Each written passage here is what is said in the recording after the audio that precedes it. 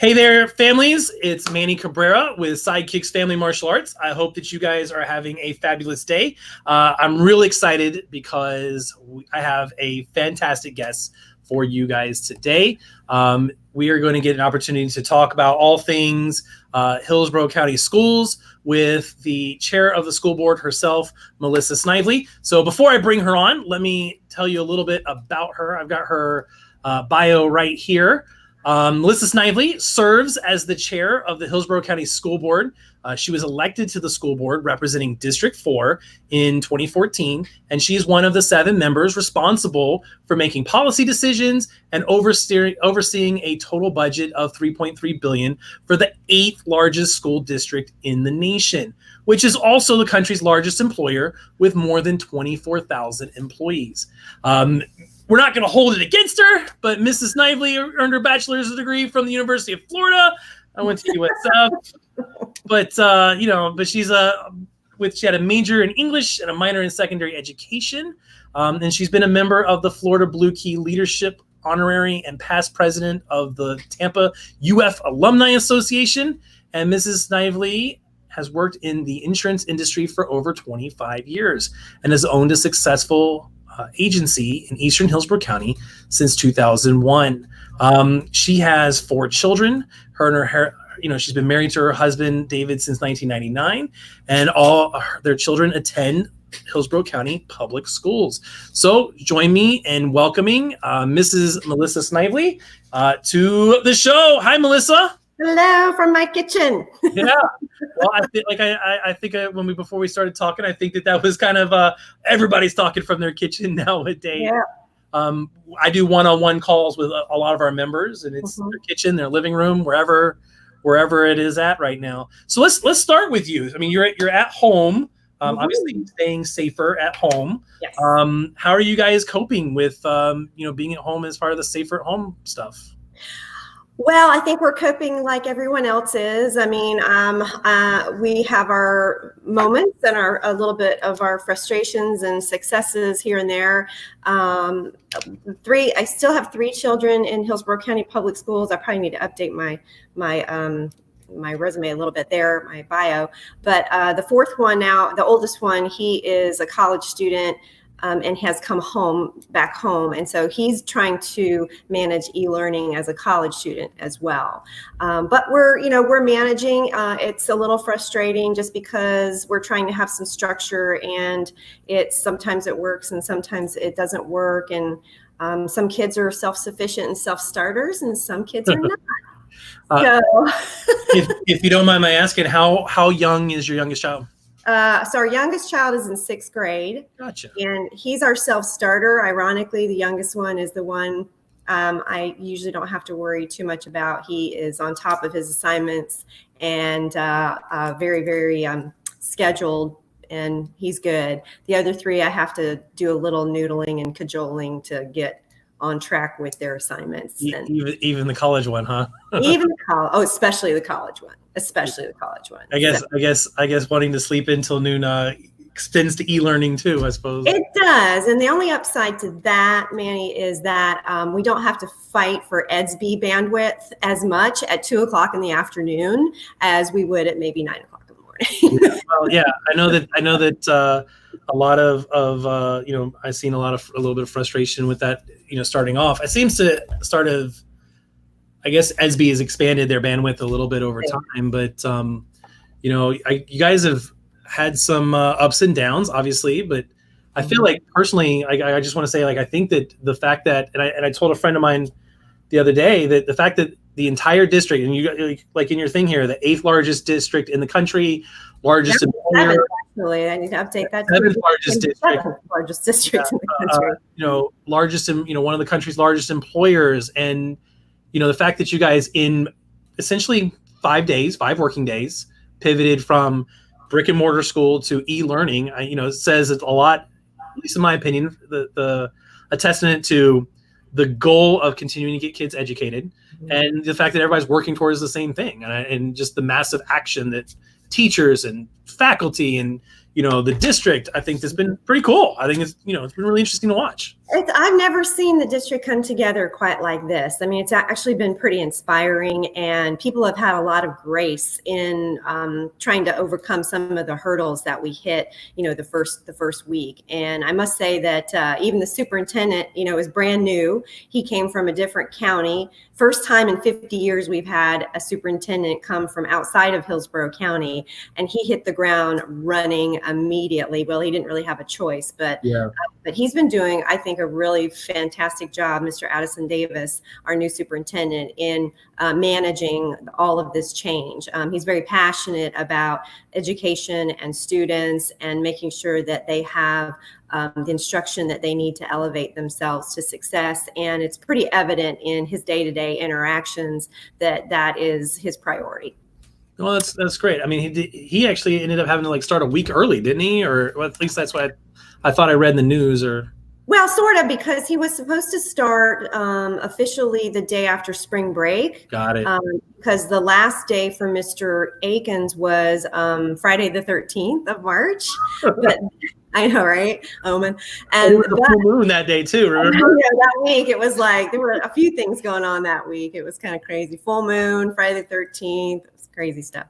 But he was supposed to start the following Monday after spring break. Well, I'll tell you what, he had to start literally Saturday of spring break and just went 90-0 from that point forward. So yeah, he had to start about a week earlier than normal just to try and get things coordinated, and then give a week for the teachers and staff to also get settled with e-learning and do their professional development and have some time to do their planning and make sure we had all the bandwidth in place. And then we had to figure out meals, nutrition for students, as well as electronic devices. So there was a lot going on during spring break. And unfortunately, there were probably a lot of people that didn't really get a real spring break as they should have. But there's a lot of dedicated people in the school district.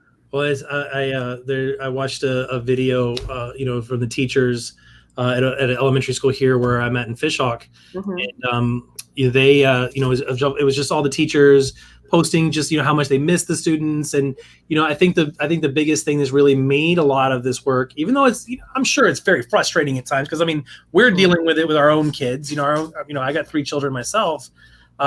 It's just how much love is coming through from the teachers to the kids, because they are giving up free time. They are learning. I mean, many of them have to learn new skills, because I mean, it's not the doing things over a computer is a lot different than doing things, in a classroom. I don't think anyone was even prepared remotely for what was going to happen with the e-learning. But on the flip side of that, there were a lot of people who were very willing to learn and very willing to make the change to for the benefit of being able to continue to teach their students. Yeah, that's been wonderful. I mean, it starts with, obviously, I guess, the leadership. So I mean, it sounds like our new superintendent, he's been working around the clock, along with you guys. Let's start with because there's obviously, I'm sure, because you probably have been on Facebook too, there's a lot of different things that go around about, hey, this program or this program or that program. Why don't we start with one of the ones that's probably has a potential affect everyone, or many people in need, and many people who need it. Let's talk about the nutrition program real quick, if that's cool with you. Yeah, absolutely. And my first disclaimer will be that we know it's not perfect, and there are a lot of things that we're trying to manage that are we're learning every day, almost hourly, about some of the feedback that we're getting is really good, and trying to make those adjustments, and Superintendent Davis has been really good at listening to the feedback and making those, being flexible and adaptive and making those tweaks where they need to go. So the nutrition services, started kind of small, and then it really expanded after spring break started. So the first week after spring break, we had a few grab and go sites, and then we ended up expanding the following week to about almost 150 grab and go sites. And so we've fed, we've given out over 500,000 meals now to students and families since the day after spring break, with the first day after spring break. So that, I think it was the 23rd, I want to say. Monday, the 23rd. So that's been a huge effort. We're trying to do it as safely as possible, keep the social distancing, making sure our staff have the right equipment, protective equipment. That's been a challenge because, as you can imagine, the demand for protective equipment is pretty high everywhere. And so trying to get people to make sure that they have the equipment that they need to stay safe and hand out these meals. That's been our next challenge. But and then just trying to figure out how many meals to have at each school. We've been trying to get people to go to their neighborhood school. They don't have to go to their neighborhood school, but we recommend that they go to the school that they would normally go to for meals. Right. And just trying to gauge how many meals we need at each school, and that changes daily. Just trying to account for all the food that's been given out. So, is there any kind of I know the answer, but is there any kind of component based on need for people to go and get food, or is is there a desire to only if you need it, or what is, because like some people are like, there was a post going around like, if they don't get a certain number of meals moved, then like they're going to shut down that site. Is there a well, I don't know if they actually shut down a site as much as they're just trying to get the right amount of meals. We don't want to have 1,000 meals at one site and then only 500 people come to, or 500 meals delivered. So that's what we're really trying to do, is gauge each location to make sure that we're getting as close as we possibly can to estimating the food need at that school, because we don't want to throw anything away. We don't want to waste anything either. But any child up to the age of 18 is eligible to come and pick up meals. Actually, looks like we're frozen on her end. You still there, Melissa? Hello, Melissa, you froze on me.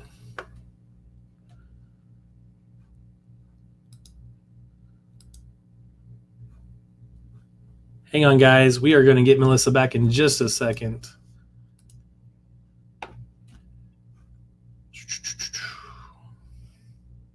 It's the fun of being live. Let me message her real quick.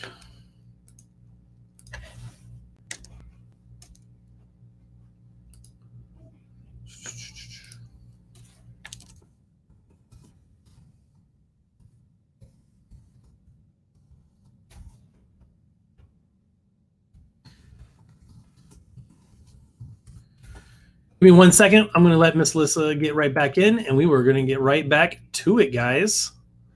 Hang on just a moment.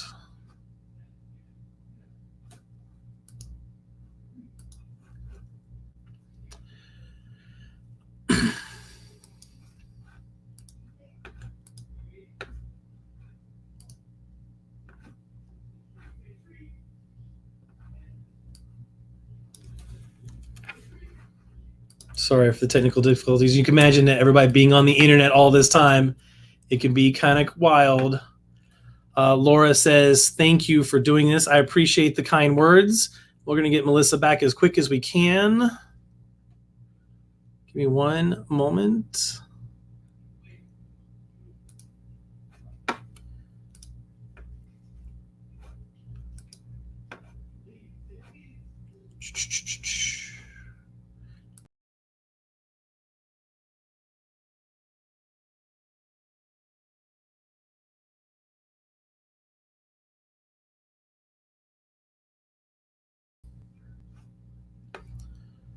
All right, guys, stand by for just a moment. Let me see what happened to her, and we'll get her back on.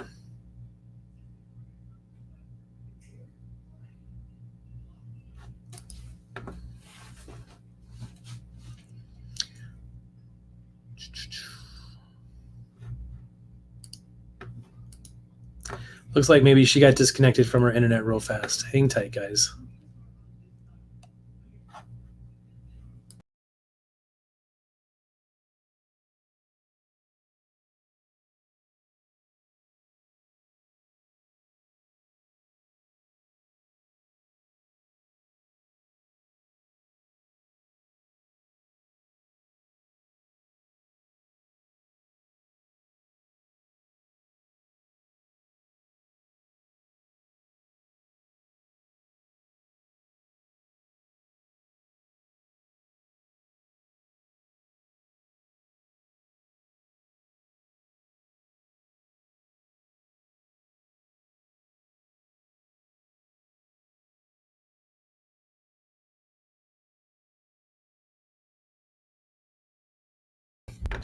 All right, guys. Looks like we are having some trouble getting her back connected. So what I'm going to do is I'm going to go ahead and end this broadcast, and when I got her back, I will start a new broadcast. Fair enough? All right, guys. See you in just a moment.